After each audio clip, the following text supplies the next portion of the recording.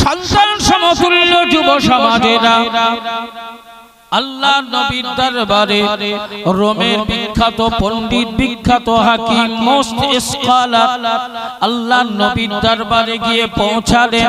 আমার নবী পাকের কাছাকাছি হওয়ার পরে কিতাবে রওয়ায়াত করা হয়েছে মুফাসসিরিনে কেরামেরা এই মুহাদ্দিসিনে কেরামেরা এই বিষয়টা আলোচনা করতে গিয়ে তারা লিখেছেন আল্লাহর নবীর নূরানি চেহারা, আমার নবী হলেন জিন্দা নবী, আমার নবী হলেন গায়াতুল মুরসালিন, আমার নবীকে আমার আল্লাহ গোটা বিশ্বের মানবতার কল্যাণের জন্য রাহমাতাল লিল আলামিন করে পাঠিয়েছিলেন। সেই মানবতার আধার, মানবতার মূর্ত প্রতীক রাহমাতাল লিল আলামিনের নূরানি চেহারা দিকে রোমের ওই বিজ্ঞ পণ্ডিত একবার মাত্র তাকাবার সুযোগ পেলেন। ওই একবার তাকানোর পরে দ্বিতীয়, তৃতীয়, চতুর্থ, পঞ্চম, ষষ্ঠ, সপ্তম, অষ্টম থেকে শুরু করে যতবারই আমার নবীর দিকে তাকিয়েছে আল্লাহর নবী চেহারার দিকে না তাকিয়ে রোমের ওই বিজ্ঞ পণ্ডিতের নজর আল্লাহর নবীর কদমের দিকে পড়েছে। একবার নবীর নূরানি চেহারার দিকে তাকানোর পরে আল্লাহর নবীর কদমের দিকে তাকিয়ে রোমের বিজ্ঞ পণ্ডিত বলেছিলেন, ও ভাই মুহাম্মদ, আমি আপনার কাছে এসেছি রোম সাম্রাজ্য থেকে। আমি আপনার ব্যাপারে শুনেছি আপনি নাকি মানুষকে কোনো একটা বিষয়ে কিছু দাওয়াত প্রদান করেন, আপনি মানুষকে কিছু নসিহত করেন, আপনি মানুষকে কিছু উপদেশ প্রদান করেন। কি এমন উপদেশ আপনি দিয়ে থাকেন, কি এমন দাওয়াত আপনি প্রদান করেন, সেই বিষয়টা ক্লিয়ার করার ব্যাপারে আমি আপনার কাছে এসে পৌঁছেছি। আপনার এই নসিহত, আপনার এই দাওয়াত আপনি কি আমার কাছে একবার বলবেন, আমায় কি একটু সেই উপদেশটা দেবেন? আল্লাহর নবী, প্রিয় নবী, আখিরি নবী, নূর নবী, হাবিবুল্লাহ, মামিনার লাল মরুর দুলাল, আখিরি নবী, নূর নবী, আমার আল্লাহ পাকের প্রিয় বন্ধু। কথাটা শোনার সাথে সাথে আল্লাহর নবী সূচনা করলেন, শুরু করলেন তাউযু তাসবিয়া, আউযু বিল্লাহি মিনাশ শাইতানির রাজিম, বিসমিল্লাহির রহমানির রহিম। এই দুটি তেলাওয়াত করে প্রিয় নবী আমার কোরআনুল কারীম থেকে ওই রোমের বিজ্ঞ পণ্ডিতকে আল্লাহর কোরআনের দুইটি আয়াত তেলাওয়াত করে শোনালেন। নবী যে দুটো আয়াত তেলাওয়াত করে শুনিয়েছিলেন, আমি গুনাহগার খায়রুজ্জামান আপনাদের কি সেই আয়াত দুটো একটু পড়ে শোনাবো? এই আপনারা কি সবাই শুনবেন? নবী যে আয়াত দুটি পড়েছিলেন ওই আয়াত দুটি কি আমিও একবার আপনাদের শোনাবো?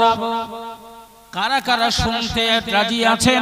কারা কারা নবীর তেলাওয়াত করা সেই আয়াত দুটি শুনতে চান? আজ আল্লাহ দেওয়া দুটো হাত প্রসারিত করে কি দেখাবেন? আল্লাহ কবুল করে নিন, আমার আল্লাহ মঞ্জুর করে নিন। প্রিয় নবী হাবিবুল্লাহ, আউযু বিল্লাহি মিনাশ শাইতানির রাজিম, বিসমিল্লাহির রহমানির রহিম। এটা তেলাওয়াত করার পরে আল্লাহর নবী তেলাওয়াত করে শোনালেন, ইয়া আইয়ুহান নাবিয়্যু ইন্না আরসালনাকা শাহিদা ওয়া মুবাশশিরা ওয়া নাযীরা ওয়া দা'iয়ান ইলাল্লাহি বিইذনিহি ওয়া সিরাজাম মুনীরা। এই আয়াতে কারিমা দুটি প্রিয় নবী আবার তেলাওয়াত করে শোনালেন। ও বড় পাগলা সোনার মালিকেরা, আল্লাহর নবী যখন এই দুটি আয়াত তেলাওয়াত করে শোনাচ্ছিলেন, মুফাসসিরিনে কেরামেরা বিশ্ববরেণ্য মুফাসসিরিন কেরামেরা তাদের কলমের ভাষায় উল্লেখ করেছেন ওই সময় রোমের বিজ্ঞ পণ্ডিতের দুই নয়ন দিয়ে টপ টপ টপ টপ করে পানি ঝরছিল, অঝর নয়নে কাঁদছিল। আল্লাহর নবী যখন তেলাওয়াত করা শেষ করে দিলেন, রোমের বিজ্ঞ পণ্ডিত কাঁদতে কাঁদতে আমার নবীকে বলেছিলেন, ও ভাই মুহাম্মদ, আপনি যা তেলাওয়াত করে আমায় শোনালেন সেটা আমার হৃদয়ে দাগ কেটেছে, আমার অন্তরকে জিতে নিয়েছে, কিন্তু আমার মন ভরে নাই।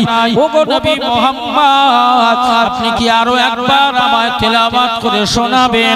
নবী আমার দ্বিতীয়বার আবার কোরআনের দুটি আয়াত পড়ে শোনালেন। রোমের বিজ্ঞ পণ্ডিত বললেন, ভাই মুহাম্মদ, মন ভরে নাই, আরো একবার শুনতে চাই।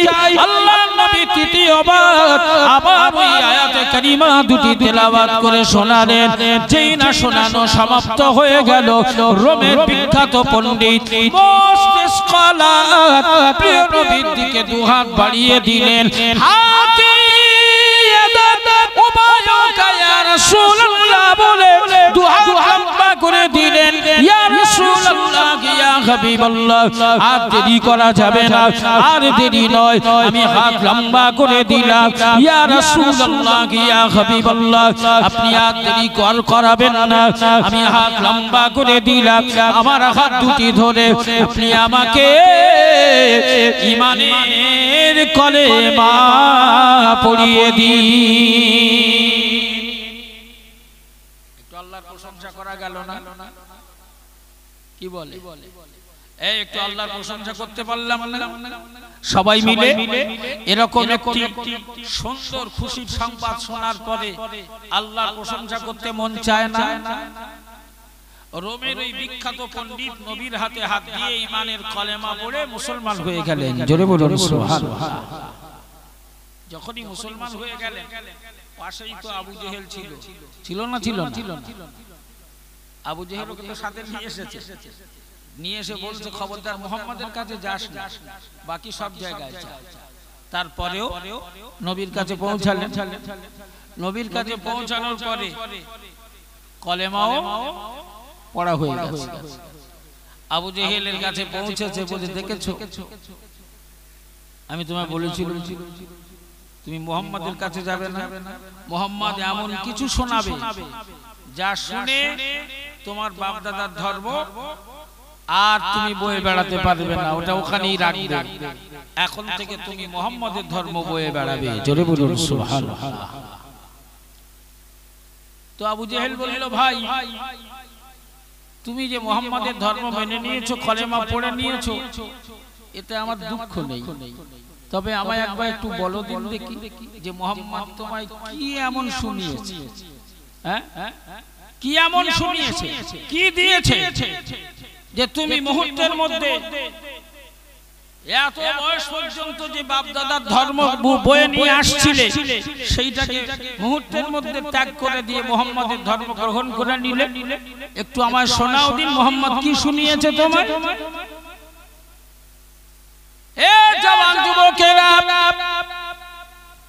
রোমের বিখ্যাত পণ্ডিত, বিজ্ঞ, শিক্ষিত, মার্জিত আবু জেহেলকে লক্ষ্য করে বলেছিল, লাকাদ সামিতু কাওলাল কাহানা ওয়া কাদ সামিতু কাওলাশ শুআরা। ও ভাই আবু জেহেল, মুহাম্মদ যে আমায় কি শুনিয়েছে তা তোমায় আমি কেমন করে ব্যাখ্যা দেব? তবে এতটুকু বলি শোনো, লাকাদ সামিতু কাওলাল কাহানা, আমি রোমের বিজ্ঞ পণ্ডিত, আমার জীবনে আমি বহু কবির লেখা কবিতা পড়েছি। ওয়া কাদ সামিতু কাওলাশ শুআরা, আমি বহু গণকারের গণনা করা কাব্য পড়াশোনা করেছি, কিন্তু মুহাম্মদ আমায় যা শুনিয়েছে তা কোনো কবির লেখা কবিতা ছিল না, তা কোনো গণনা করার কাব্য রচনা করা কাব্য ছিল না।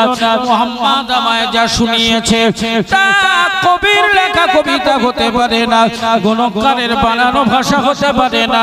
নিশ্চিত করে মুহাম্মদ আমায় যেটা শুনিয়েছে ওটা মুহাম্মাদের মালিক প্রদত্ত, মুহাম্মাদের আল্লাহ প্রদত্ত, আল্লাহর তরফ থেকে নাজিল করা ঐশী বাণী, মহাগ্রন্থের ঐশী বাণী আল কোরআন ছাড়া অন্য কিছু হতে পারে না। ও বুঝে গেল, মুহাম্মদ যখন তার আল্লাহ প্রদত্ত কোরআন তেলাওয়াত করে আমায় শোনাচ্ছিল, ওই সময় আমার মনে হচ্ছিল সমুদ্রের অতল তলা থেকে, সমুদ্রের নিচ থেকে কেউ যেন সিঞ্চন করে হীরা মুক্তা মানি আমার দুই কানে ঢেলে দিচ্ছে। জোরে বলা গেল না? আর একটু জোরে হয় না? আজ সেই কোরআন আমাদের ছেলেদের কানে হীরা মুক্তা মানিকের মতো করে খুব সুন্দর পরিবেশ তৈরি করে কানে ঢেলে দেওয়ার পরেও ভিতরে জায়গা পাচ্ছে। এই আল্লাহ আমাদের এই রূহ, আমাদের প্রত্যেকের আল্লাহ রূহ দিয়েছে। রূহ আছে না? এই রূহ আছে বলেই তো আমরা বেঁচে আছি। কি বলে? আমি খায়রুজ্জামান, আমি গাড়ি আমার, বাড়ি আমার, ব্যবসা আমার, এই আমার আমিত্ব, এটাই রূহটা আছে বলেই তো নাকি। দুটো মিনিট যদি কেউ বাগে পেয়ে আমার কল্লাটা ধরে, খুব বেশি না, দুটো পানির মধ্যে যদি চেপে রাখে, গাড়ি বাড়ি টাকা পয়সা সময় সম্পদ তখন আমার থাকবে না, অন্য কারো হবে। কথা বলে আমার থাকবে। তখন প্রতিবেশী, গ্রামবাসী, বন্ধু বান্ধব, আত্মীয় স্বজন সবাই রাস্তায় বার হবে আর খোঁজ নেবে, জিজ্ঞেস করবে লাশ কখন বার হবে। কেউ একজন বলবে যে আরে এই সেই বক্তা খায়রুজ্জামান কখন বেরোবে, এই কথা বলবে কেউ না? খোঁজ নেবে লাশ কখন বেরোবে, লাশ কখন। তাহলে আল্লাহ আপনাদের আমাদের সকলের এই জীবনটুকু দিয়েছে, তাই আমি হিসাবে আমার আমিত্ব আছে। এই জীবন যিনি দিয়েছেন, জীবন দেওয়ার একমাত্র মালিক যিনি, তিনি কে? আবার আমাদের কাছ থেকে যিনি এই জীবন ছিনিয়ে নিতে পারেন, সেই ক্ষমতা যার আছে, তিনি কে? জোরে বলে।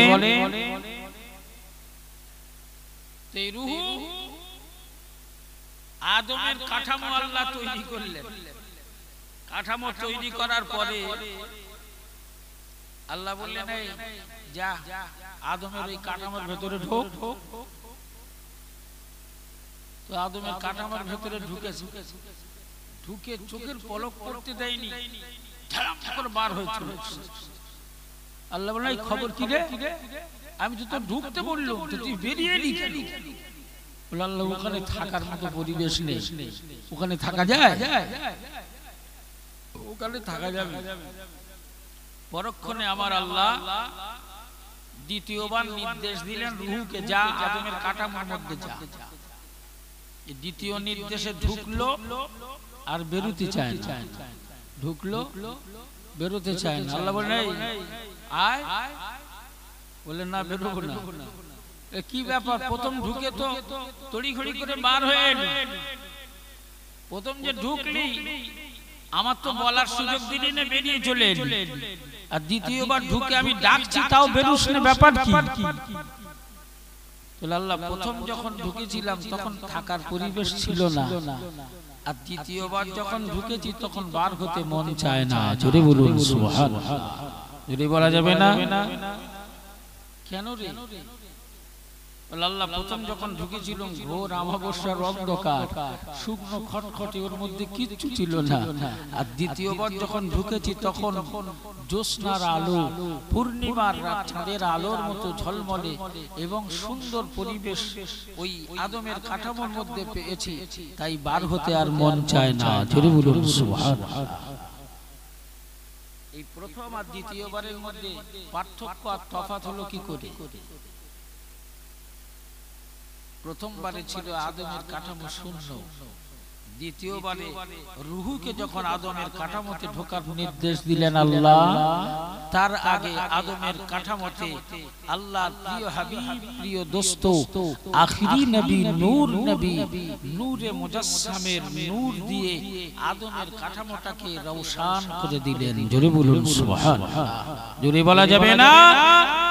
তাই আমাদের ছেলেদের, আমাদের মেয়েদের, আমাদের যুব সমাজদের কোরআনের আলোচনা ধরে ডেকে নিয়ে এসে মুখের ভেতরে, অন্তরের ভেতরে ঢেলে ঢুকিয়ে দেওয়ার পরেও ছটছট করে বেরিয়ে যাচ্ছে, থাকতে চায়।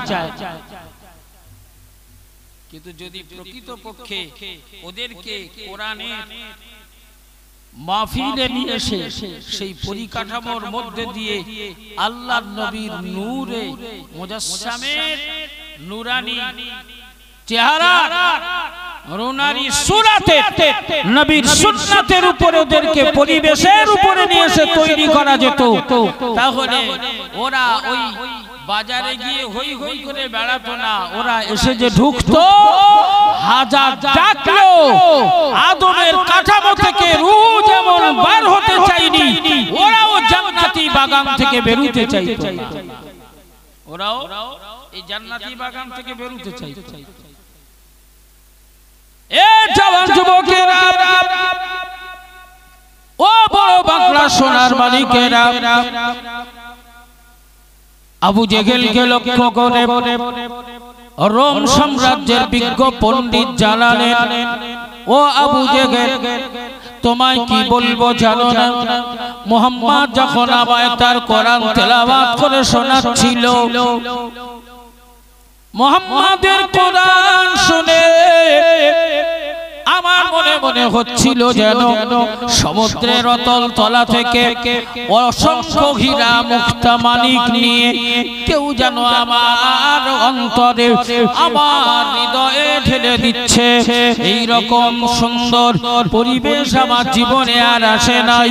ও জওয়ান যুবকেরা, আল্লাহর নবীকে আমার আল্লাহ জীবনের শ্রেষ্ঠ মুজিজা হিসাবে আল্লাহর কোরআনুল কারীম দান করেছিলেন। ওই কোরআনুল কারীম ছিল আমার নবী পাকের মুজিজা। तमाम পৃথিবীতে আমার আল্লাহ যত নবী রাসূল পয়গম্বর পাঠিয়েছিলেন, প্রতিটি নবী রাসূল পয়গম্বরকে আমার আল্লাহ পাক মুজিজা দিয়েছিলেন।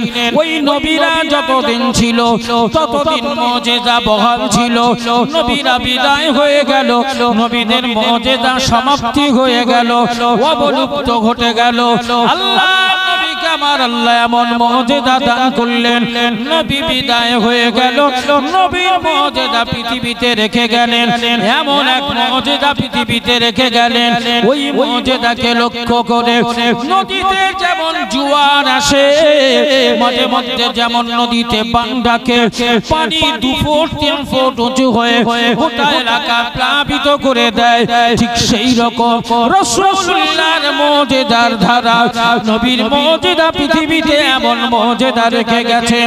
এই মুজিজার স্রোত ধরে तमाम পৃথিবীতে নদীতে আসা জোয়ারের মতো প্রতিদিন শত শত নয়, হাজার হাজার বেদিন বেঈমানেরা আল্লাহর নবীর নূরানি চেহারায় রেখে যাওয়া মুজিজাকে কেন্দ্র করে ঈমানের কলেমা পড়ে নিতে শুরু করেছে। মাঝে মধ্যে সমুদ্রে পান ডাকার মতো, নদীতে পান আসার মতো আল্লাহর নবীর মুজিজা কোরআনকে কেন্দ্র করে এই কোরআনের স্রোত ধরে লক্ষ লক্ষ বেদিন কাফের বেঈমানেরা ঈমানের কলেমা পড়ে নিচ্ছে। আরো জোরে বলা যাবে না। আমার রাসূলুল্লাহ রেখে যাওয়া সেই মুজিজা কোরআনুল কারীম গোটা পৃথিবীতে লক্ষ লক্ষ মুসলমান, লক্ষ লক্ষ বেদিন বেঈমান, তারা মুসলমান হচ্ছে না হচ্ছে না? কথা বলে হচ্ছে না হচ্ছে না? আর আমরা সেই কোরআন ঘরে পেয়েও তার কদর আর মর্যাদা দিচ্ছি না। আমরা সেই কোরআন, সেই রাসূল ঘরে পেয়েও, মায়ের হাত ধরে, বাপের হাত ধরে, দাদুর হাত ধরে জান্নাতের বাগান পেয়েও তার মর্যাদা দিতে পারছি না। এ জওয়ান যুবকেরা, রাতের শেষ ভাগে আজ আপনাদের কাছে কি বলবো শোনা। এই গোটা পৃথিবীতে লক্ষ লক্ষ কোটি কোটি মুসলমানের চোখের দুই কোণা থেকে পানির তুষা ঝরে যাচ্ছে। পৃথিবীতে এমন কিছু মুসলমান আছে যাদের চোখের পানিতে রাতের অন্ধকারে বালিশ ভিজে যাচ্ছে, কারণ একটি মাত্র আর্তনাদ, একটি মাত্র কান্না, তা হলো ফিলিস্তিনি মুসলমানদের উপরে আগ্রাসী মনোভাব, নির্যাতিত, তাদের উপরে নির্যাতন, তাদের উপরে জুলুম, উপর থেকে আকাশ পথে নির্যাতন, আকাশ পথে তাদের উপরে আক্রমণ, জমিনে স্থল পথে তাদের উপরে আক্রমণ, হাজার হাজার লক্ষ লক্ষ ঘর বাড়ি বিল্ডিং বালাখানা ভেঙে ধূলিসাৎ করে দেওয়া হয়েছে। হসপিটালগুলো যেখানে আক্রান্ত আহতরা চিকিৎসা নেবে সেই হসপিটালগুলো ভেঙে গুড়িয়ে দেওয়া হয়েছে, শত শত স্কুলগুলোকে গুড়িয়ে দেওয়া হয়েছে। অথচ সম্পূর্ণ তাদের উপরে আগ্রাসন মনোভাব নিয়ে জুলুম করে, জবরদখল করে, জোর করে আগ্রাসন করা হচ্ছে। হে জওয়ান যুবকেরা, এই ইসরায়েলি ইহুদিদের উপরে আল্লাহর অভিসম্পাত, আল্লাহর লানাত এদের উপরে আছে। আল্লাহর কোরআনের ভাষায় আমার আল্লাহ এদেরকে মিসকিন উপাধি দিয়েছে, এদেরকে আমার আল্লাহ মিসকিন, ফকির উপাধি দিয়েছে। এদেরকে এদের ব্যাপারে আল্লাহর কোরআনে ঘোষণা দেওয়া আছে, ইহুদিদেরকে আমার আল্লাহ কখনো দুনিয়ার জমিনে মালিকানা দেবে না। ইহুদিরা কখনো মালিক হবে না, মালিকানা ওরা পাবে না। ওরা বরাবরই ফকির হয়ে থাকবে, মিসকিন হয়ে থাকবে, মালিক হবে অন্যজন, ওরা চাকর হয়ে থাকবে। এটাই হলো আমার আল্লাহর ঘোষণা। আপনি একটু, আমরা সবাই মিলে রাতের শেষ ভাগে ওদের আদি ইতিহাস, ওদের আবির্ভাব কোথা থেকে হলো, ইহুদি জাত কোথা থেকে তৈরি হলো, আপনাদের নজরে আছে? ইহুদিদের আবির্ভাব হলো কিভাবে? ইহুদিদের সূচনা, ইহুদিদের আবির্ভাব এবং ওদের বিষয়ে আল্লাহর সিদ্ধান্ত এবং ঘোষণা। আমি কি 2 মিনিটের জন্য আপনাদের কাছে ওদের ইতিহাসটা একটু বলবো, শুনবেন? তাহলে তার আগে নিজেদেরকে একটু চাঙ্গা করতে হবে, কারণ শত্রুদের ব্যাপারে সব সময় সজাগ এবং হুঁশিয়ার থাকতে হয়। শত্রুকে কখনো ছোট ভাবতে নেই। তার নাম হলো হযরত নবী ইয়াকুব আলাইহিস সালাতু ওয়াস সালাম। কি নাম? নবী ইয়াকুব আলাইহিস সালাতু ওয়াস সালাম। এই ইয়াকুব নবীর ঘরে আল্লাহ 12টা সন্তান দিয়েছিলেন। কটা? কথা বলেন। 12টা। এক মায়ের পেটে 2 ভাই ছিল, ওই 2 ভাইয়ের মধ্যে আল্লাহ একজনকে নবী বানিয়েছিলেন। সেই নবীটার নাম কি গো? হযরত নবী ইউসুফ আলাইহিস সালাতু ওয়াস সালাম। ইউসুফ আর বনিয়ামিন এরা ছিল 2 ভাই, আর অন্য মায়ের পেটে ছিল আরো 10 ভাই। তাদের মধ্যে পরামর্শদাতা, চক্রান্তকারী, বুদ্ধিদাতা, যুক্তিদাতা, কুচক্রী, যে এই চক্রান্তের মূল নায়ক ছিল, তার নাম ছিল ইয়াহুদা। কি নাম? সকলে মিলে বলে। যে চক্রান্ত করে ইউসুফকে কুয়ায় ফেলে দিয়েছিল। যে আর চক্রান্তে ইউসুফকে মেরে দেওয়ার ব্যাপারে কুয়ায় ফেলার সিদ্ধান্ত নেওয়া হয়েছিল। এর নাম ছিল ইয়াহুদা। এই ইয়াহুদা থেকে ইহুদিদের আবির্ভাব, ইয়াহুদা থেকে ইহুদিদের গোড়াপত্তন, এর থেকেই হয়েছে ইহুদি জাতি, এর থেকেই হয়েছে ইহুদি জাতি। অতএব এদের গোড়াপত্তন হয়েছে চক্রান্তকারীর থেকে। তাই আল্লাহর লানত আর অভিসম্পদ ওই সময় থেকেই আল্লাহ ডিসাইডেড করে দিয়েছিলেন। হে জওয়ান যুবকেরা, ইহুদার চক্রান্তে যখন 10 ভাইকে নিয়ে চক্রান্ত করে হযরত নবী ইয়াকুব আলাইহিস সালাতু ওয়াস সালামের কাছ থেকে ইউসুফকে নিয়ে যখন চক্রান্তকারীরা রওনা হলো, আমার আল্লাহ পাক তখনই ডিসাইডেড করেছিলেন, সিদ্ধান্ত নিয়েছিলেন ইহুদার চক্রান্তকে আমার আল্লাহ ফলপ্রসূ হতে দেবে না, ওদের আমার আল্লাহ ভালো নজরে দেখবে না। ইউসুফকে তো অবশ্যই আমার আল্লাহ শেল্টার দেবেন, ইউসুফকে তো অবশ্যই আমার আল্লাহ সাহায্য দেবেন, ইউসুফকে তো আমার আল্লাহ সাহায্য অবশ্যই দেওয়া হবে। তবে ইহুদাদের আল্লাহ ক্ষমা করবে না। হে জওয়ান যুবকেরা, ইহুদার চক্রান্তে যখন ইউসুফকে ইয়াকুব নবীর কাছ থেকে নিয়ে রওনা হওয়া হলো, বেশ কিছু দূর যাওয়ার পরে ছোট্ট ইউসুফের উপরে যখন নির্যাতন আর আঘাত শুরু হয়ে গেল, আর হাঁটতে পারে না, ওই ইহুদা নামক ভাইটাকে লক্ষ্য করে নবী ইউসুফ বারে বারে বলছিল, ও ভাইজান, কেন আপনারা আমার সাথে এমন ব্যবহার করেন, আমার সাথে এমন আচরণ করেন? আপনারা তো আমায় বকরি চড়ানোর জন্য সঙ্গে করে নিয়ে এসেছেন, আপনারা তো আব্বা জানকে বলেছিলেন আমাকে আপনারা নিয়ে খেলা করবেন, আমাকে দুধ খেতে দেবেন, খেজুরের মেথি নিয়ে এসে আমাকে খেতে দেবেন, তাহলে রাস্তায় আসার পরে আমার সাথে এমন নির্যাতন কেন করছেন, এমন অভদ্রতা কেন করেন, এমন দুর্ব্যবহার কেন শুরু করলেন? ইহুদা চোখ লাগিয়ে বলেছিল, ইউসুফ, তোকে তো আমরা এখানে খেজুর মেথি খেতে দেওয়ার জন্য নিয়ে আসি নাই, আমরা চক্রান্ত করে আব্বার কাছ থেকে তোকে নিয়ে এসেছি, তোর জীবনের মতো শেষ করে দেব, মেরে ফেলবো বলে, তোকে তো আমরা বাঁচাবো না। কেউ কিল মারে, কেউ চড় মারে, কেউ গলা ধাক্কা দেয়, কেউ পায়ে পা বাঁধিয়ে ফেলে দেয়।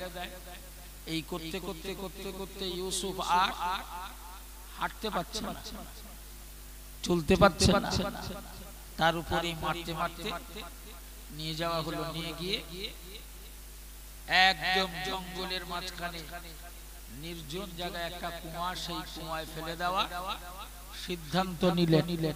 সেই কুয়ায় ফেলে দেওয়ার সিদ্ধান্ত গ্রহণ করলো চক্রান্তকারী ওই ইহুদার চক্রান্ত। এবং শুধুই যে চক্রান্ত করে থেমে থাকলো তা নয়, বরং কুয়ায় ফেলেও দিল, কুয়ায় ফেলেও দিল।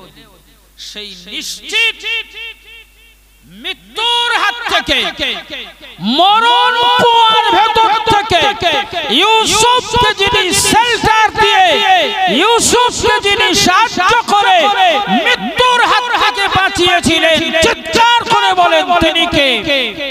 আরো জোরে বলেন কে? ওখানে কার সাহায্য ছিল? আজ ফিলিস্তিনিদের নির্মূল করার ব্যাপারে যে ইহুদিরা চক্রান্ত শুরু করেছে, ওই ইহুদিদের নির্মূল করার ব্যাপারে নিশ্চিত আমার আল্লাহর সিদ্ধান্ত এবং ফয়সালা আছে। ফিলিস্তিনিদের উপরে, ফিলিস্তিনিদের পক্ষে অবশ্যই আল্লাহর মদদ আসবে, আসবে, আসবে।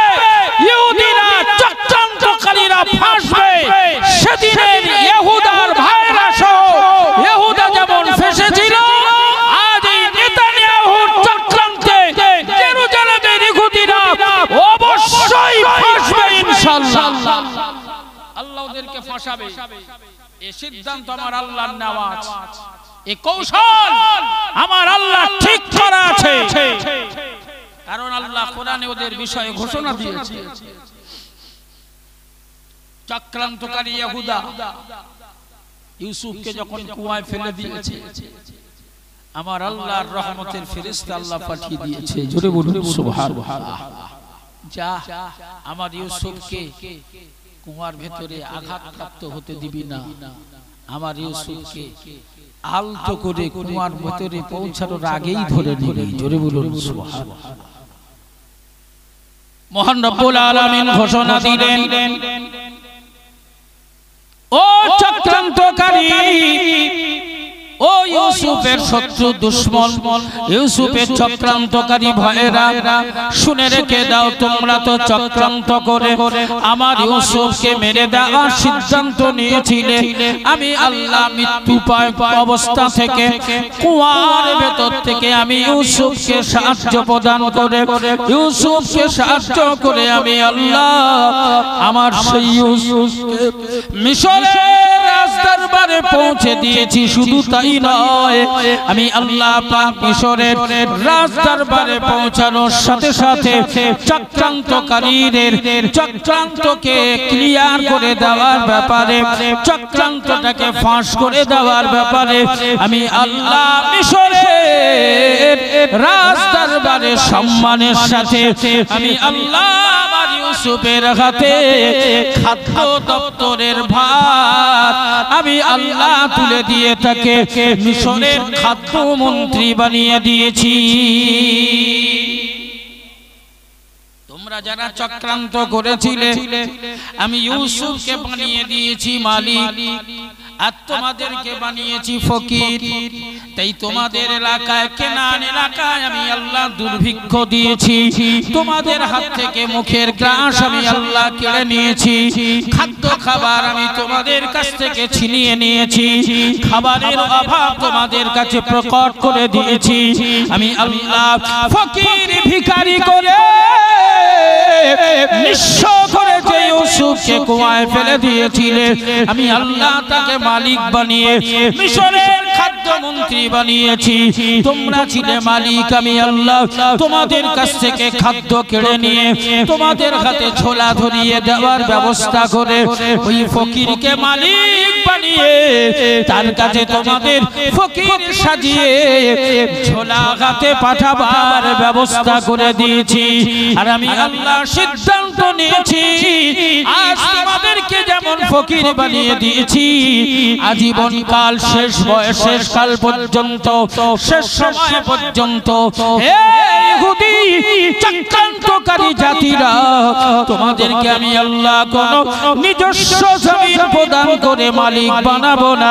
তোমরা থাকবে সারা জীবনের জন্য দিগম্বর আর যাযাবর হিসাবে। আমি আল্লাহ তোমাদের নিজস্ব কোন দেশ দেব না, নিজস্ব মালিক হতে দেব না, মালিক তোমাদের বানাবো না। তাই এ যাবৎ পর্যন্ত ইহুদি জাতিরা ছিল যে যাযাবর, ওরা ছিল দিগম্বর, মাথায় পোটলা পিঠে বকচা নিয়ে বিভিন্ন দেশে যাযাবর আর দিগম্বর হয়ে ঘুরে বেড়াতো। ওদের কোনো নিজস্ব দেশ ছিল না। যাই দেশে এসে 10 দিন কাটাতো, ও দেশে গিয়ে 10 দিন কাটাতো, ভারতের কাছে এসে 10 দিনের জন্য আশ্রয় চাইতো, তো বাংলাদেশের কাছে গিয়ে 10 দিনের জন্য থাকার জায়গা খুঁজে বেড়াতো, পাকিস্তানের কাছে, ইরানের কাছে, ইরাকের কাছে, জাপানের কাছে, ফ্রান্সের কাছে, রাশিয়ার কাছে গিয়ে যাযাবর আর দিগম্বর হয়ে বেড়াতো। ওদের নিজস্ব বসবাস করার মতো এই পৃথিবীতে আমার আল্লাহ ওদের কোনো দেশ দেয় নাই। বর্তমানে যে দেশটা ওদের আছে ওটা ওদের মালিকানাধীন দেশ নয়, ওটা হলো জবরদখল করা দেশ, জোর করে দখল করে রাখা দেশ। ওই দেশের প্রকৃত মালিক ওরা নয়, ওই দেশের প্রকৃত মালিক হলো আর যাদের উপরে নির্যাতন করা হচ্ছে, বাড়িওয়ালাকে মেরে বাড়ি থেকে বার করে দেওয়া হচ্ছে, ওই দেশের প্রকৃত মালিক হলো ফিলিস্তিনিরা। আমি কি ঠিক বললাম না ভুল? ওই দেশটা প্রকৃত কাদের? ফিলিস্তিনি। এরা যখন বিভিন্ন দেশে দেশে ঘুরে বেড়াচ্ছে, মাঝখানে জাপানের শাসক হিটলার এরা সিদ্ধান্ত নিয়েছে ইহুদি নিধন ঘোষণা দিল। ইহুদিকে গোটা পৃথিবীতে যেখানেই দেখবি সেখানেই মার, যেখানে সামনে পড়বে ওখানেই মার, একদম যেন সুযোগ না দেওয়া হয়। এই ঘোষণার উপরে 60 থেকে 70 লক্ষ ইহুদিকে নিধন করা হলো। হিটলারের ইচ্ছাকৃতভাবে 10,000কে বাঁচিয়ে রেখেছিল। হিটলার এই 10,000কে বাঁচিয়ে রেখে বলেছিল যে আমি এদেরকে ইচ্ছা করলে মেরে দিতে পারতাম, দিনই বাঁচিয়ে রেখে গেলাম এজন্য যে এরা কতটা কুচক্রী, এরা যে কি জিনিস তা হাড়ে হাড়ে পরবর্তীরা যাতে টের পায়, যাতে বুঝতে পারে, এবং আমার বিষয়ে তাদের যাতে স্পষ্ট ধারণা হয় যে আমি এদের মেরে ভুল কাজ করিনি, এই বিষয়টা যাতে ওদের কাছে ক্লিয়ার হয়, তার জন্য এই গেঁড় 10,000 বাঁচিয়ে রেখে গেলাম। এই 10,000 বাঁচিয়ে রেখে গেলাম, পরবর্তীতে এরা কি জিনিস এ সম্পর্কে যাতে জানতে পারে। তা আজ হাড়ে হাড়ে জানা যাচ্ছে না যে ও কি জিনিস। বিভিন্ন দেশে 1,000, 1,500, 2,000 করে ছড়িয়ে পড়ল। তারপরে ফিলিস্তিনিদের আল্লাহ ওয়াকাত সম্পদের মালিক বানিয়েছে। 10 জন মানুষ 1,000 বিঘা সম্পদ। তো ওই জমি ঘুরে বেড়াতে বেড়াতেই তো বুড়ো হয়ে, মানুষ কম সম্পদ বেশি, ধুধু মাঠ পড়ে আছে। এখন এরা ভিখারির বেশে গিয়ে বলল, ভাই তোদের তো অনেক জায়গা, আমাদের বউ বাচ্চা নিয়ে থাকার একটু জায়গা নেই, তাই মাথা গোদার মতো একটু দে না ভাই, হ্যাঁ তোদের মনে তো খুব দয়া, তাই একটা সাইড ওই পড়ে থাকা মরুভূমি আমাদের একটু দে, আমরা বাচ্চা কাচ্চা নিয়ে বাস করি।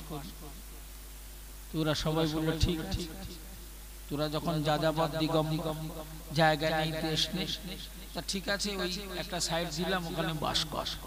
এই সুযোগটা পেয়ে গোটা পৃথিবীর যেখানে যেখানে যত ইহুদি ছিল সব জায়গায় গোপনে গোপনে খবর পাঠাতে লাগলো, বললো সব বাড়ি ফিরে আয়, এই দেশে ফিরে আয়। আস্তে আস্তে আস্তে আস্তে বেশ জড়ো হয়ে গেল। রাষ্ট্রসংঘের কাছে আবেদন করে বসলো যে আমাদের এই পৃথিবীতে তো বাস করার মতো কোনো দেশ, নিজস্ব মালিকানা নেই, তো আমরা যখন এখানে সবাই বাস করছি, ফিলিস্তিন ভাইরা আমাদের এটা যখন দয়া করে দান করেছে, তো এইটা আমাদের জন্য রাষ্ট্রসংঘ থেকে স্বাধীন দেশ হিসাবে আমাদেরকে দেওয়া হোক, আমরা এই জায়গাটায় বাস করব। চক্রান্তকারী আমেরিকা, ওর ওনলি হেলনে তো রাষ্ট্রসংঘ চলে, ওটাতে আমেরিকার ক্লাব, ও যা বলে তাই।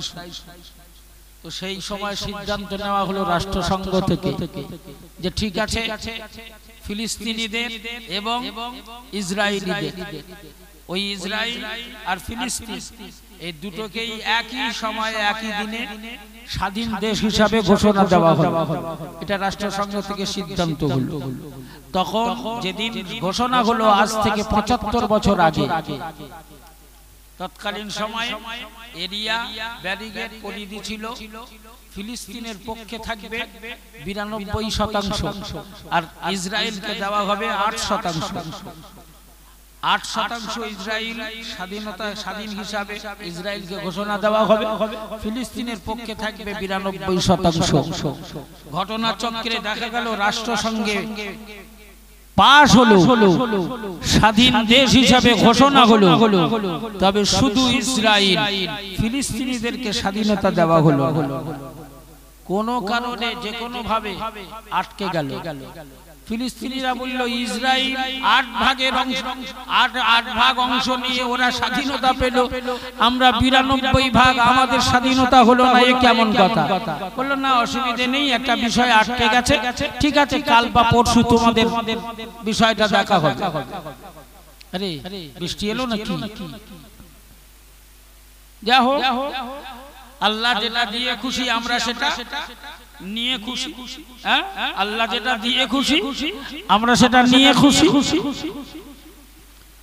জওয়ান যুবকেরা, ও সোনার মালিকেরা, ঠিক এই রকম পরিবেশ পরিস্থিতিতে ওদেরকে বলা হলো এই দিচ্ছি তোমরা স্বাধীনতা পাবে, দুদিন পরে দেব, 1 মাস পরে দেওয়া হবে, 6 মাস পরে তোমাদের স্বাধীনতা দেওয়া হবে। এই না বলে বলে ওদেরকে আজ 75 বছর ধরে ঝুলিয়ে রাখা হয়েছে ফিলিস্তিনিদেরকে। আর আমেরিকার মদদে, আমেরিকার আর্থিক সহযোগিতায়, অস্ত্র সহযোগিতা দিয়ে, আমেরিকা মদদ দিয়ে জেরুজালেমকে লক্ষ্য করে বলল তোরা জীবনে তো তোদের সুযোগ হবে না, একটা যখন সুযোগ পেয়েছিস এই সুযোগে তোরা আগ্রাসন শুরু করে দে, দখল করা আরম্ভ কর, ওদের মার আর ওদের ঘরবাড়ি দখল করতে থাক। 75 বছর ধরে ফিলিস্তিনি মুসলমানদের উপরে অত্যাচার, অনাচার, অবিচার, দুর্ব্যবহার আর আগ্রাসন করে দখল করতে করতে করতে করতে করতে করতে যে ফিলিস্তিনিদের পক্ষে ছিল 92 ভাগ, বর্তমানে জেরুজালেম মুসলমানদের উপরে অত্যাচার করে করতে করতে দখল করতে করতে ফিলিস্তিনের 92 ভাগ দখল করে নিয়েছে। আর ফিলিস্তিনিদের হাতে মাত্র 8 ভাগ অবশিষ্ট আছে, যেটা কেন্দ্র করে ফিলিস্তিন আর গাজা এলাকাকে কেন্দ্র করে এই 8 ভাগ ওদের দখলে আছে। ওই 8 ভাগের ভেতরে কলিকাতা শহরের বুকে মাঝে মধ্যে কিছু এলাকা আছে, দেখবেন কিছু এলাকা আছে ও জওয়ান যুবকেরা ঝুপড়ি এলাকা, একটু ছোট্ট ঝুপড়ি, ওই ঝুপড়ির ভেতরে তক্তাবশ দিয়ে 2 তালা, আবার কাঠের তক্তা দিয়ে 3 তালা বানিয়ে উপর মাঝখান নিচে করে মানুষ বাস করে। ঠিক সেই রকম ফিলিস্তিনের ওই 8% এলাকায় ঝুপড়িবাসীদের মতো মানুষের উপরে মানুষ দিক থেকে কোন রকমে মাথা গলিয়ে বাচ্চা কাচ্চাদের নিয়ে ওরা বসবাস করছে। সেটুকু কেড়ে নেওয়ার জন্য ওদের উপরে এই আগ্রাসন, নির্যাতন শুরু হয়েছে। ফিলিস্তিনকে পৃথিবীর মানচিত্র থেকে মুছে দেওয়া হবে এই সিদ্ধান্ত আর ঘোষণা দিয়েছে। ফিলিস্তিন বলে পৃথিবীতে কোনো দেশ ছিল না, এটাই প্রমাণ করানো হবে। আগ্রাসী নেতানিয়াহুর ঘোষণা, নেতানিয়াহু শুনে রাখা, শুনে রাখ, ফিলিস্তিনিদের মালিক, মুসলমানদের মালিক, ইমানদারের মালিক, মুমিনের মালিক, মক্কার মালিক, মদিনার মালিক, কাবার মালিক, জেরুজালেমের মালিক, ও বাইতুল মুকাদ্দাসের মালিক যিনি, সেই মহান আল্লাহর তরফ থেকে ঘোষণা, আল্লাহর সিদ্ধান্ত, এই ইহুদি জাতি তোদেরকে নিধন করার ব্যাপারে আমার আল্লাহ ধাপে ধাপে যেমন ব্যবস্থা গ্রহণ করেছিল, একটা সময় নবী মুসাকে নিযুক্ত করে তোদের ধ্বংসের ব্যবস্থা করেছিল, একটা সময় হযরতে ওমরকে নিযুক্ত করে আল্লাহ তোদের ধ্বংসের ব্যবস্থা করেছিল, একটা সময় সালাউদ্দিন আইয়ুবকে নিযুক্ত করে তোদের ধ্বংসের ব্যবস্থা করেছিল, একটা সময় হিটলারকে নিযুক্ত করে তোদের ধ্বংসের ব্যবস্থা করেছিল। নিশ্চিত তোরা জেনে রাখ, এই সময় আমার আল্লাহ কাউকে না কাউকে তোদের নিধন করার ব্যাপারে অবশ্যই আল্লাহ নিযুক্ত করবেন। আল্লাহ নির্বাচিত প্রতিনিধি হিসাবে কেউ না কেউ আত্মপ্রকাশ করবে, আর তারই নেতৃত্বে, তারই মাধ্যমে জেরুজালেমের ইহুদি তোদের নিধন করার ব্যবস্থা অবশ্যই অবশ্যই আমার আল্লাহ তরফ থেকে করা হবে ইনশাআল্লাহ। অবশ্যই আল্লাহ করবেন ব্যবস্থা। আমরা গোটা পৃথিবীর মুসলমান সেই আল্লাহর ফয়সালার দিকে তাকিয়ে আছি। এখন আমাদের চোখের পানি ছাড়া ফিলিস্তিনি মুসলমানদের জন্য আর দেওয়ার অবশিষ্ট কিছু নেই। আছে? জোরে বলেন আছে? হৃদয় নিংড়ানো ভালোবাসা আর চোখ ভরা পানি, বুক ভরা ব্যথা, এছাড়া আর ফিলিস্তিনিদের জন্য দেওয়ার অবশিষ্ট কিছু নেই। তাই এতগুলো মুসলমান মুমিনের চোখের পানি, মজলুম ফিলিস্তিনিদের জন্য অবশ্যই আল্লাহ কবুল করবেন ইনশাআল্লাহ। সকলে মিলে বলেন আল্লাহ যেন কবুল করে নেন। জোরে বলেন আমিন। আরো জোরে বলেন আল্লাহুম্মা আমিন। আর একটু জোরে বলেন আল্লাহুম্মা আমিন। কষ্ট হচ্ছে, অসুবিধা হচ্ছে, একটু তাকবীর দেন, নারায়ে তাকবীর। আমি আপনাদের কাছ থেকে বিদায় নেব। আমার আলোচনার শেষ লগ্নে এসে পৌঁছেছি। এই বিদায় বেলায় আপনাদের কাছে অত্যন্ত গুরুত্বপূর্ণ একটি তথ্য,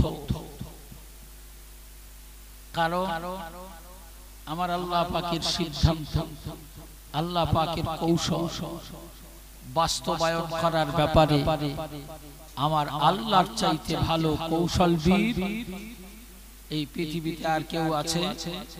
জোরে বলেন অমাকারু অমাকারাল্লাহু খায়রুল মাকিরিন। জোরে বলুন সুবহানাল্লাহ।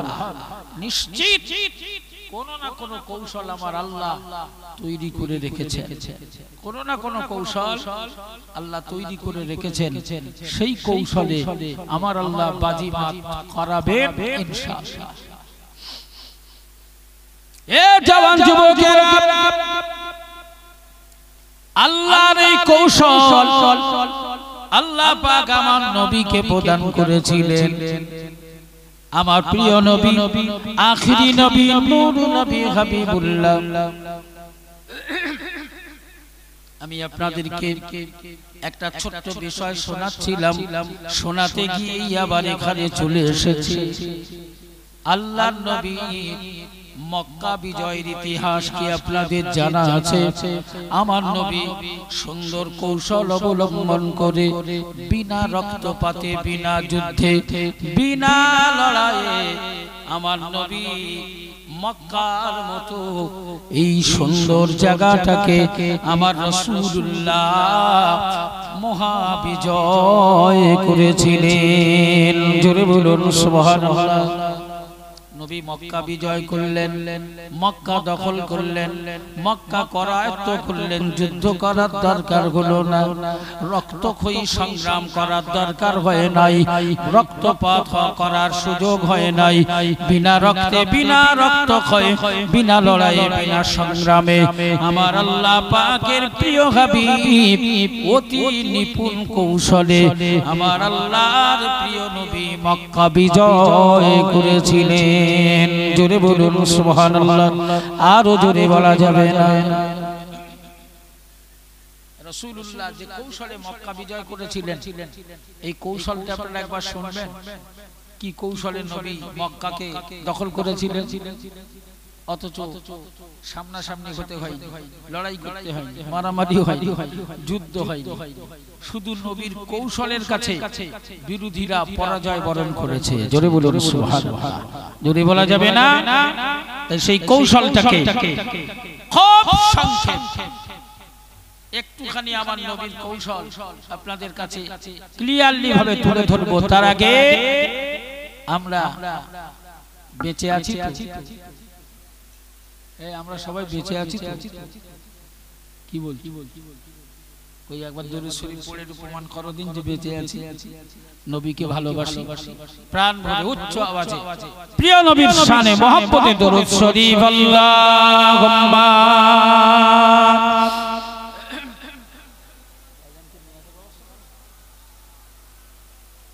ওয়া আলা আলি সাইয়্যিদিনা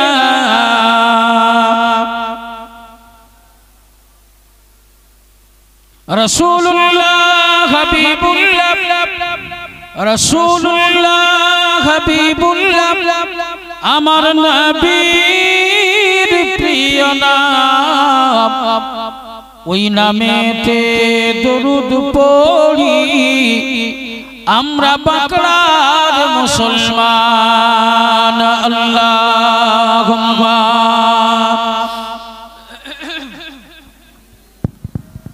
রাশেদ আমিন হুজুরকে নিয়ে আসার ব্যবস্থা করো।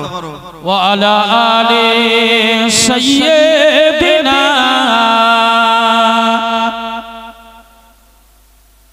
ও জওয়ান যুবকেরা, খুব ঠান্ডা মাথায় প্রিয় নবীর কৌশলটার ব্যাপারে আপনার ফ্যামিলিতে, আপনার সংসারে, আপনার মহল্লায়, আপনার বংশে, আপনার এলাকায় যদি এইরকম সমস্যা তৈরি হয়, আপনি কৌশল অবলম্বন করবেন, অতি সহজে অনেক কঠিন কাজ সহজ হয়ে যাবে। হে জওয়ান যুবকেরা, সন্ধি, হুদাইবিয়ার সন্ধি হওয়া, এটা ছিল ইসলামের একটা মহাবিজয়। এই সন্ধি চুক্তি হওয়ার কারণে একটা বিষয় সহজ হয়ে গিয়েছিল। ও জওয়ান যুবকেরা, 1 বছরের ভেতরে আমার নবী পাকের, আমার রাসূলুল্লাহর মহব্বত আর ভালোবাসা গ্রহণ করে নবীর কাছে আসা যাওয়া করে নবীর কাছে যাতায়াত করার অবাধ পারমিশন পাওয়ার ফলে 2 গোত্র থেকে আমার নবীর কাছে অবাধ যাতায়াত করার পারমিশন পেয়ে যাওয়ার ফলে অতি সত্বর, অতি তাড়াতাড়ি ইসলামের মূল মন্ত্র গ্রহণ করে নবীর হাতে হাত দিয়ে কলেমা পড়ে নেওয়ার মানুষের সংখ্যাটা দিনে দিনে দিনে দিনে বেড়ে যেতে লাগলো। 1 বছর পূর্ণ হয়ে নাই, মাত্র 10 থেকে 10.5 মাস হবে। এই রকম সময়ের ভেতরে যে মুসলমানের সংখ্যাটা মাত্র 600 থেকে 700 ছিল, ওই সংখ্যাটা আমার আল্লাহ 10,000 ছাড়িয়ে দিয়েছিলেন। মুসলমানের সংখ্যা যখন 10,000 ছাড়িয়ে গেল, আল্লাহ নবীর দরবারে মুসলমান সাহাবারা, নবীর অনুগামী, নবীর অনুসারীরা আল্লাহ নবীর কাছে এসে বললেন, ইয়া রাসূলুল্লাহ, ইয়া হাবিবাল্লাহ, আর কেন গোপনে, আর কেন লুকিয়ে, আর কেন লুকিয়ে চুরি করে এবার প্রকাশ্যে আমরা বার হতে চাই। ইয়া রাসূলুল্লাহ, ইয়া হাবিবাল্লাহ, আমাদের অন্তরে, আমাদের হৃদয়ে কত না ব্যথা, কত না বেদনা। আমরা আল্লাহর কাবায় যেতে পারি না, আল্লাহর কাবায় যাওয়া নিষেধ হয়ে আছে, আল্লাহর কাবায় যাওয়ার সৌভাগ্য আমাদের হয় না। ইয়া রাসূলুল্লাহ, ইয়া হাবিবাল্লাহ, আমরা যখন সংখ্যায় 10,000 ছাড়িয়ে গেছি, এখন আর দেরি নয়, চলুন আল্লাহর নবী, আমরা মক্কা বিজয় করব, আল্লাহর কাবা দখলে নিয়ে আসব। হে জওয়ান যুবকেরা, বর্তমানে মসজিদে আকসা ইহুদিদের দখলে, বিদর্মীদের দখলে, মুসলমানদের জন্য প্রবেশের অনুমতি নাই, বন্ধ করা আছে, খোলা আছে। তাই মসজিদে আকসা, বাইতুল মুকাদ্দাস পুনরুদ্ধার করার ব্যাপারে রাসূলুল্লাহর ভবিষ্যৎবাণী আছে। আল্লাহ নবী বললেন, বাইতুল মুকাদ্দাস পুনরায় পুনরুদ্ধার হবে, এর উপরে আমার নবীর ভবিষ্যৎবাণী আছে।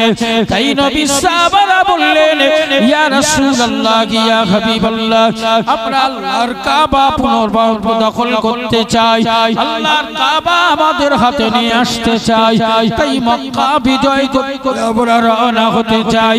হুজুর, আর আমরা দেরি করতে রাজি নয়, কারণ আমরা 10,000-এর অধিক সংখ্যায় পৌঁছে গেছি, আমাদের সংখ্যা তো কম নয়। তাই আমরা মক্কা দখল করে, মক্কা বিজয় করে আল্লাহর কাবা পুনরুদ্ধার করতে চাই। নবী বললেন, বেশ, ভালো কথা, তোমরা মক্কা বিজয় করবে, মক্কা দখল করবে, কাবা পুনরুদ্ধার করবে, এটা তো ভালো কথা। তবে শোনো, আমার দুটো নির্দেশ তোমাদের উপরে থাকে। এই দুটো নির্দেশ অমান্য করা যাবে না।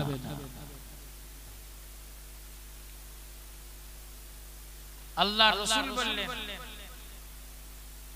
আল্লাহর হাবিব বললেন, শোনো, এই যাও, টুকটুক করে পানি পড়ছে, বুঝতে পারছি ছেলেরা চা খাবে, হাত তুলে ডাকছে, যা বাবাজি।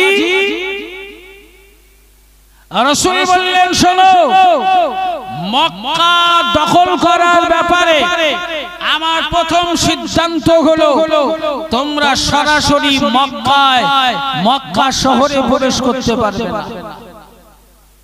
শহরে প্রবেশ না করে শহরতলিতে থাকতে হবে, শহরতলিতে ঘাঁটি নিতে হবে। সাহাবারা বললেন হুজুর ঠিক আছে, আল্লাহর নবী যেটা বলবেন আমরা তার উপরে আমল করার জন্য তৈরি। জোরে বলুন সুবহানাল্লাহ।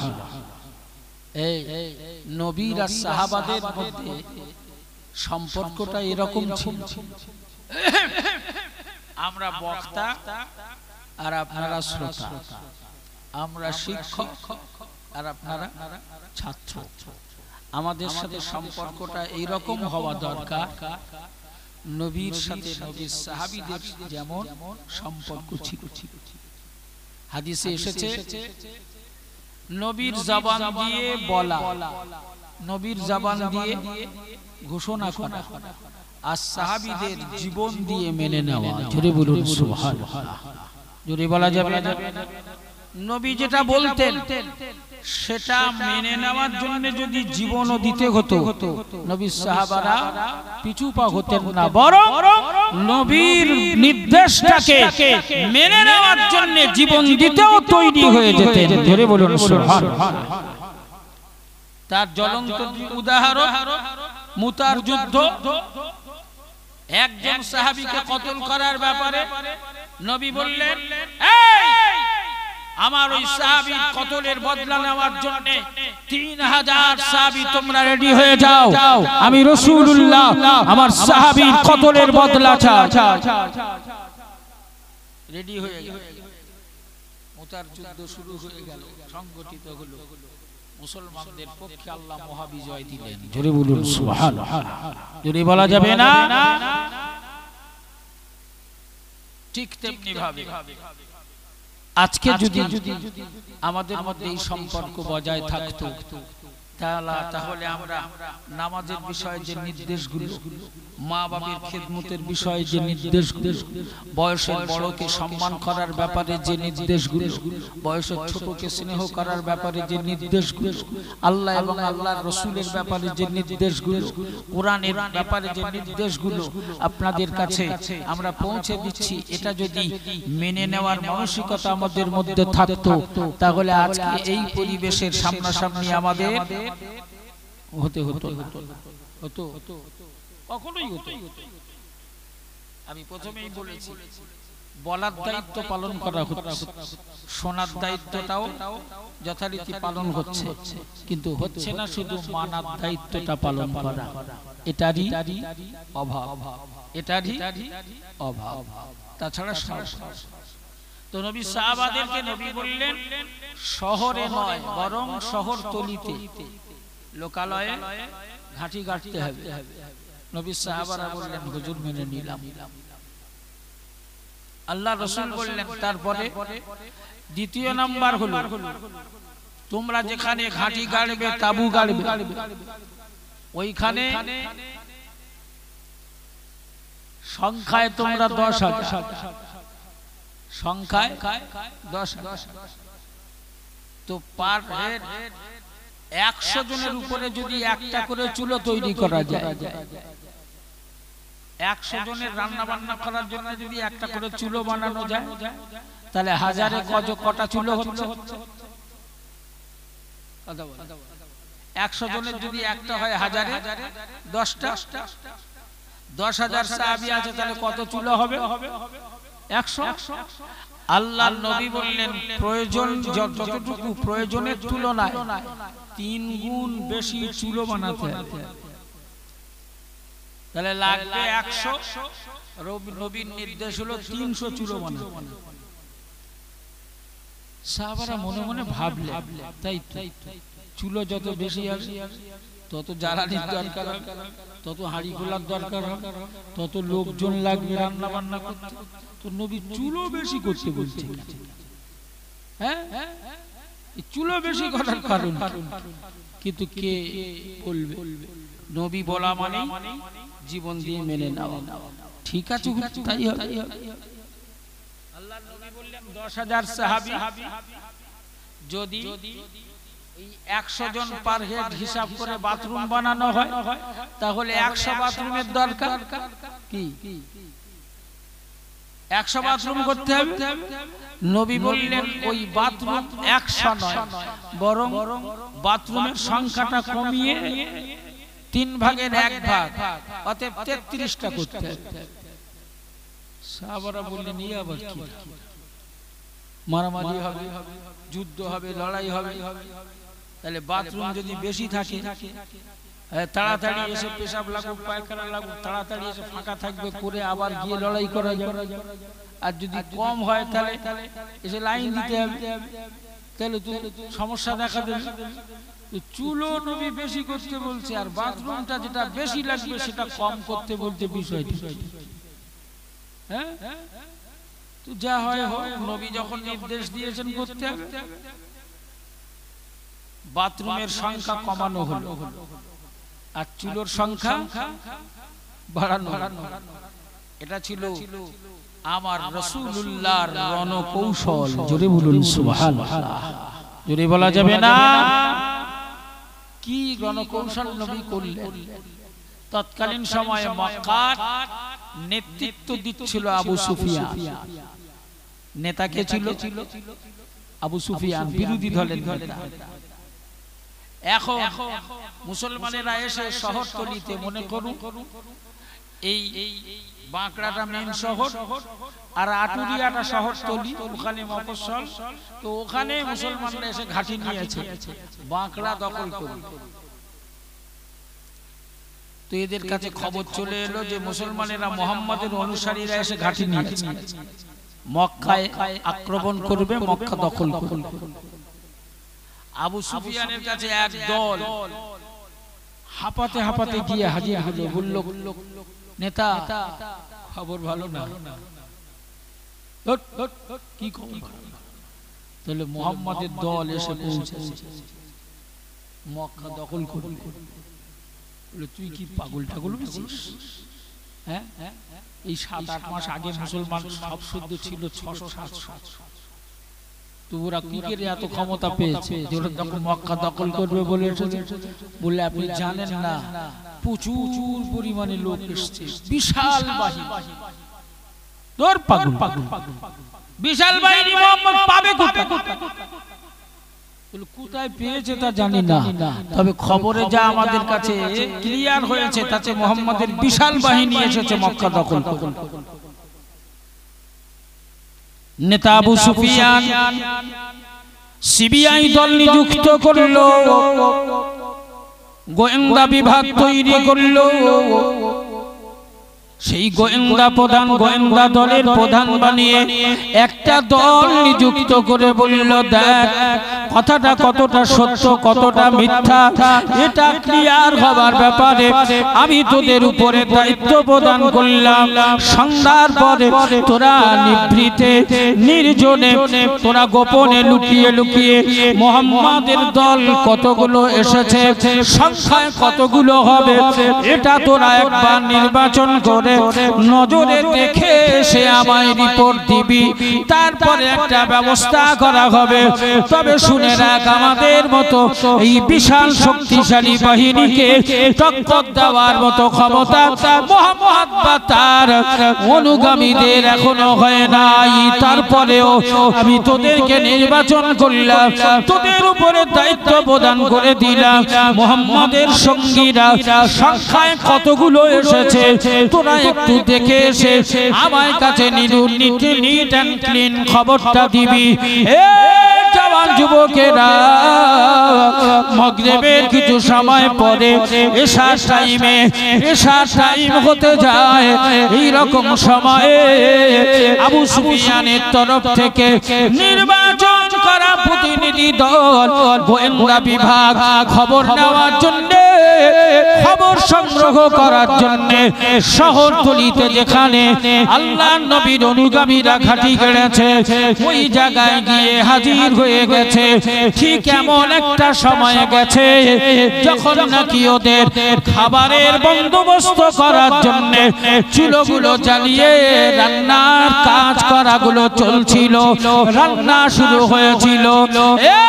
জওয়ান যুবকেরা আবু সুফিয়ানের পাঠানো গোয়েন্দা বিভাগ বেশ কিছুটা দূর থেকে লক্ষ্য করে দেখে শুধু হাজার হাজার চুলো জ্বলছে রান্না করার ব্যাপারে। এই হাজার হাজার চুলো জ্বলা দেখে ওদের চক্ষু চরক গাছ হয়ে গেছে। চুলো যদি হাজার হাজার হয় তাহলে যাদের জন্য রান্না করা হচ্ছে ওদের সংখ্যা না জানি কত হাজার হবে। তাই দূর থেকে চুলো জ্বলা দেখে ভয়ের আবু সুফিয়ানের কাছে ফিরে এলো, এসে বলল, নেতা খবর ভালো নয়। মুহাম্মাদের অনুসারী, মুহাম্মাদের অনুগামী বিশাল সংখ্যায় তারা এসেছে। এই খবর যারা দিয়েছে তারা একেবারে ভুল দেয় নাই।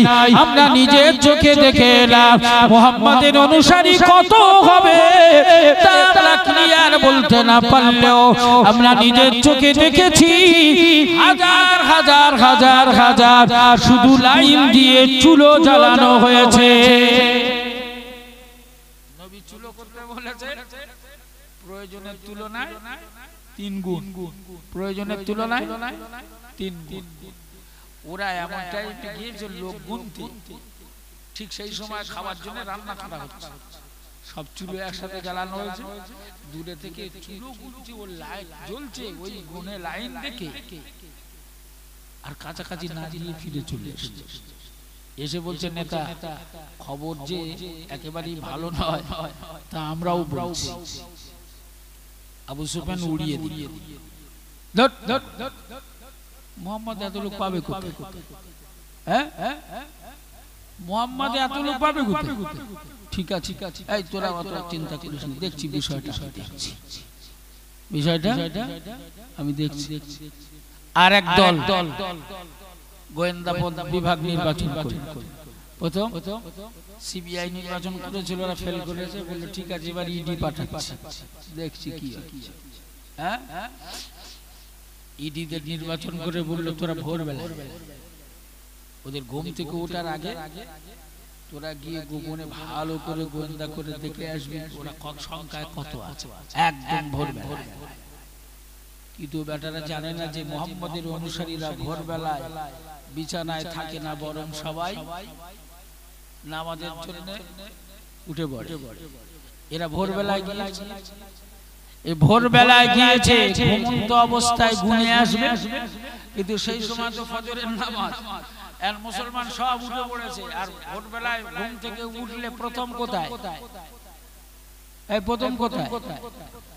দাঁত ঘষতে ঘষতে প্রথম কোথায়? বাথরুমে। সব বাথরুমে লাইন দিয়েছে। নবী বলেছে যা বাথরুম দরকার তার চাইতে 3 ভাগ কম। 100 দরকার হলে 30টা।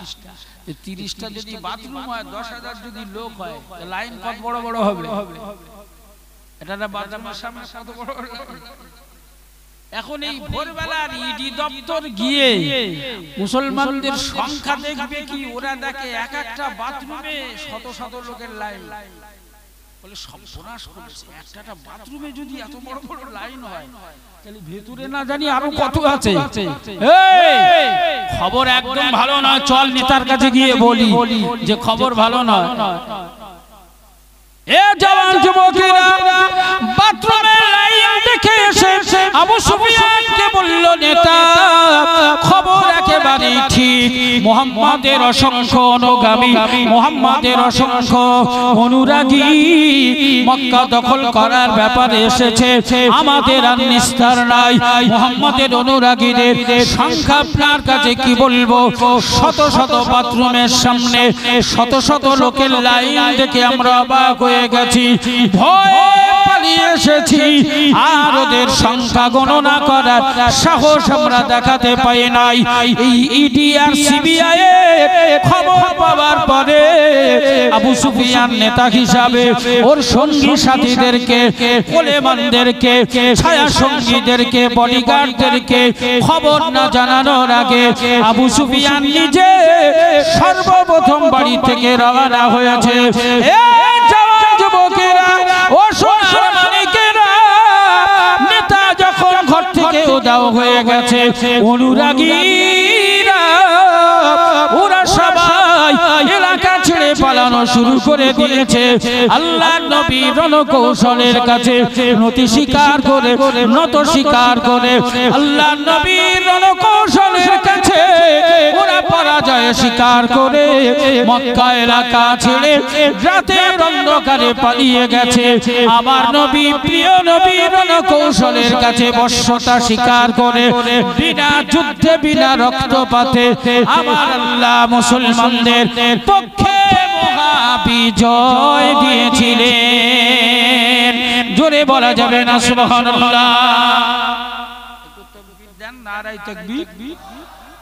এই আমাদের ভাইজান আজ থেকে আসছে নাকি দীর্ঘ কয়েক বছর, তো সেই ভাইজানের ভালোবাসা মহব্বত এবং সম্মানের খাতিরে তাকবীর একটু জোরে হবে না? নারায়ে তাকবীর। এই কিছুদিন কটা দিন হলো, কদিন আগে আমার সাথে দেখা হয়েছে ড্রাইভার ঢালবা, শরীরটা বড় ভালো না, আমি কথা বললাম ভাইজানের সাথে, একটু তাকবীর দেন। নারায়ে তাকবীর, নারায়ে তাকবীর। জনাব ভাইজান হুজুর কিবলা, জনাব ভাইজান হুজুর কিবলা, জনাব ভাইজান হুজুর কিবলা সিলসিলায়ে গাদ মুজাদ্দিদুজ জামান, সিলসিলায়ে গাদ মুজাদ্দিদুজ জামান। নারায়ে তাকবীর। আল্লাহ কবুল করুন।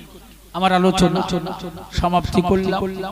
ভাইজান এসেছে, আমরা সবাই যেখানে আছি মেহেরবানি করে প্রত্যেকেই চলে আসি মহব্বতের সঙ্গে দরুদ শরীফ আল্লাহুম্মা।